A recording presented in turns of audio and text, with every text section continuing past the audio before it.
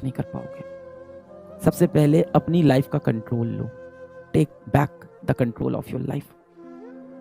ऐसा क्यों हो रहा है कि तुम कुछ और करना चाह रहे हो पर दिन भर कुछ और कर रहे हो? आज इस क्लास में जितने भी बच्चे हैं सब यही चाहते होंगे कि जीवन क्या है कि आप दिन भर वो काम कर ही नहीं रहे हो जिससे आपको आपका लक्ष्य मिले। सीधे शब्दों में आप समझो, आप अपने जीवन का जो कंट्रोल है, आप अपने जीवन का पूरा कंट्रोल एक शैतान को दे चुके हो जो अपने हिसाब से आपके जीवन को चला रहा है। अगर सच में तुम्हें जीवन में सफल होना है और अपने माँ बाप के लिए क्यों, अपने लिए जीवन में कुछ करना है, अपना नाम बनाना है, अगर अपना नाम रोशन करना है। मैंने एक दिन कहा था कि माँ बाप नाम रख देते हैं पर नाम बनाना बेटे या बेटी का काम होता है। माता पिता आपका नाम रख देते हैं कि आपका नाम रख दिया आशु, पर इस नाम को बनाने का जो काम है वो आपके ऊपर है।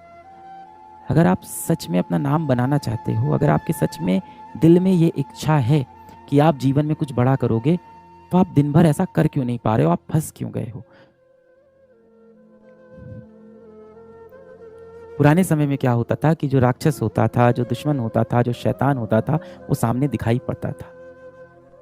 पर ये कलयुग आ गया है।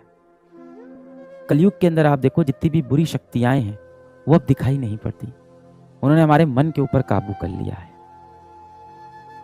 अगर आपको पता है कि आपको मोबाइल नहीं यूज करना है, अगर आपको पता है आपको इंस्टाग्राम नहीं चलाना है, अगर आपको पता है कि रात रात में फ़ोन पे किसी से बात करूंगा या व्हाट्सएप पे चैट करूंगा तो मैं सफल नहीं हो पाऊंगा, अगर आपको ये सब पता है और इसके बाद भी आप मजबूर हो,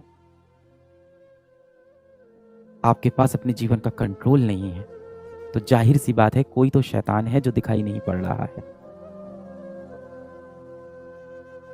कोई साइंस नहीं लगेगी इतनी बात पता लगाने में, कोई साइंस नहीं लगेगी। आप जीवन में सफल होना चाहते हो, इसका जवाब हाँ है या ना है। आप जीवन में सफल होना चाहते हो, इसका जवाब हाँ है या ना है।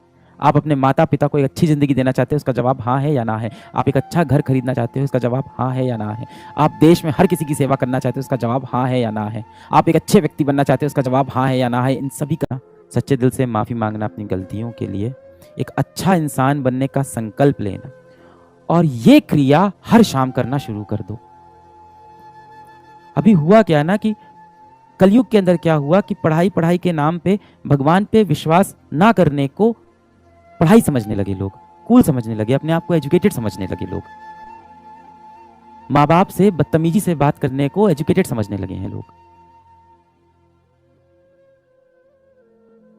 गंदे शब्दों का प्रयोग करना, गंदे गंदे वीडियो देखना, भगवान पे से भरोसा उठना, इन सब को आप सोचते हो कि आप एजुकेटेड हो गए हो। आप डॉक्टर ही बनने जा रहे हो ना? हाँ, ऑपरेशन थिएटर के अंदर भी एक छोटा सा मंदिर बना होता है बेटा, और डॉक्टर भी क्या बोलता है कि सब भगवान के हाथ में। जैसे ही बुरा समय आता है आप बोलते हो सब भगवान के हाथ में। हर शाम एकदम दिल से अपने एक भगवान से, जो इस भगवान को आप मानते हो, उससे दिलो जान से एकदम कनेक्ट हो जाओ और माफी मांग लो कि आपने जो गलती की है। इतनी शक्ति मिलेगी ना बेटा आपको। जो प्रॉब्लम्स आपको लग रहा है कि चली जाएगी, क्यों नहीं जा रही है? क्योंकि इन सभी प्रॉब्लम को शक्तियां मिली हैं। किसने दी है? किसने दी है? दुनिया के बड़े बड़े दिग्गजों ने दी है। बड़े बड़े दिग्गज जो ऐसे प्लेटफॉर्म अब बना रहे हैं जो आपके समय के साथ साथ आपका भविष्य, आपका सपना, आपकी जिंदगी, आपका डेटा, आपकी चॉइसेस सब आपसे छीन ले। इनसे आपको लड़ना है तो आपको वापस जाके अपने माता पिता, अपने भगवान पे भरोसा दिखाना होगा।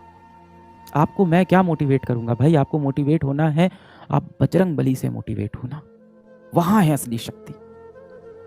या आप जिस भी धर्म के हो बेटा, मॉडर्न समय में ऐसा हो गया है कि अगर आप 4 दोस्तों की महफिल में बैठे हो और आपने अगर बोल दिया कि मैं भगवान कृष्ण में विश्वास रखता हूं और भगवान ने ऐसा करने को मुझको मना किया है, तो लोग आपकी हंसी उड़ाने लगते हैं।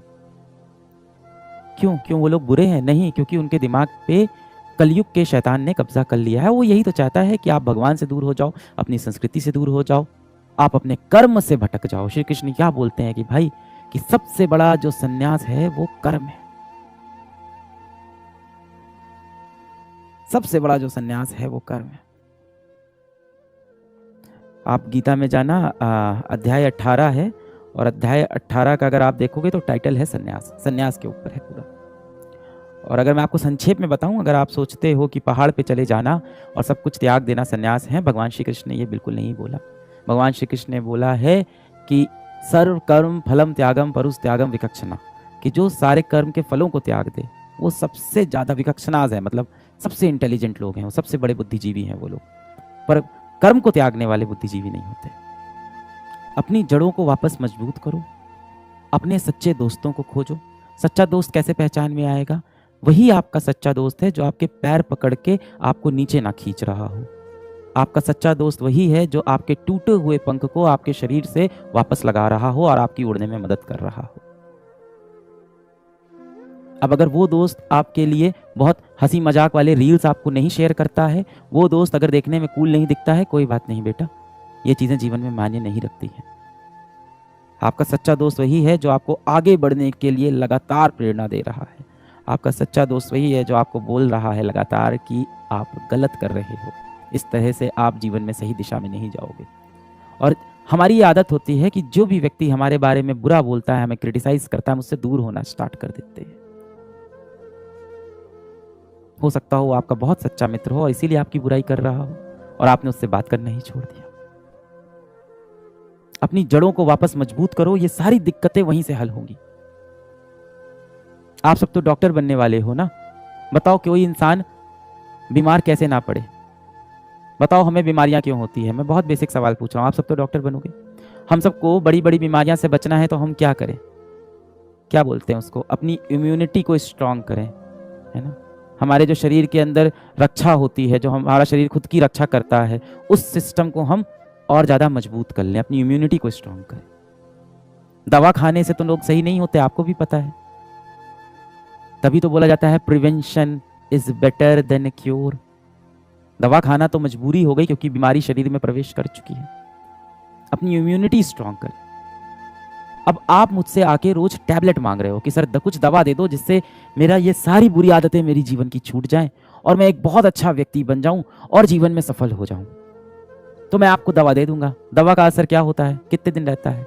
1 दिन, 2 दिन, 1 हफ्ता, 1 महीना। फिर क्या है? अंदर से अगर आपकी इम्यूनिटी स्ट्रांग नहीं है तो अगली बार फिर वो बीमारी आपको पकड़ लेगी। इस टाइम तो इतनी बीमारी फैली हुई है, मानसिक रोग, डिप्रेशन, इतनी बड़ी बीमारी इस समय फैली हुई है, हर तरफ लोग डिप्रेस्ड हैं।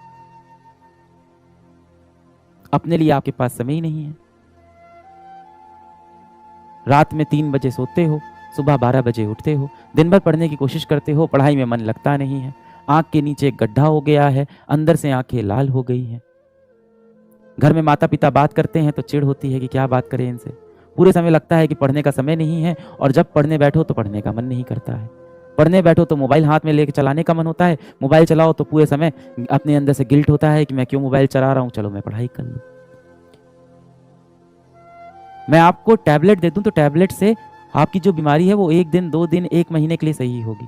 जड़ से खुद को सही करना है। अपनी इम्यूनिटी स्ट्रांग करो, अपनी जड़ें मजबूत करो, अपने सिद्धांत मजबूत करो कि अभी तो कलयुग आने वाला है और भयानक भीषण कलयुग आने वाला है।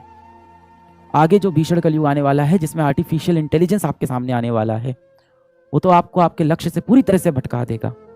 मान लो किसी इंसान को बॉडी बनानी है तो 2 तरीका होता है, आपने भी सुना होगा, मैंने भी इंटरनेट पे ही सुना है बॉडी बनाने का। एक तो होता है आप अखाड़े में जाओ, वजन उठाओ, है ना, आप खेत में जाओ, हल चलाओ, ये सब तरीके होते हैं अच्छा मजबूत शरीर बनाने का। या कई लोग जिम जाते हैं, वो भी ठीक है, जिसके पास जो सुविधा है। और दूसरा तरीका होता है दवाएं ले लो, स्टेरॉइड ले लो। आपको पता है ना, दूसरे तरीके से इंसान मजबूत नहीं बनता है, पहला ही तरीका है और वो कठिन होता है। जिन लोगों के आप देखते हो शरीर इतने मजबूत होते हैं, वो 1 दिन, 1 रात, 1 महीने में नहीं बनते, सालों की तपस्या से बनते हैं। अब आप जीवन में जो बनना चाह रहे हो उसके लिए अब आपको तपस्वी बनना पड़ेगा। और ये मैं मानता हूं कि आपका समय मुझसे ज्यादा मुश्किल है। मेरा समय आसान था, हमारे समय में इतने शैतान नहीं थे। जब मैं बच्चा था तब हमारे पर्यावरण में इतने शैतान नहीं थे, इतनी बुरी शक्तियां नहीं थी, हम फिर भी अपने लक्ष्य को साध सकते थे, इतने डिस्ट्रैक्शन नहीं थे। अब बहुत डिस्ट्रैक्शन है।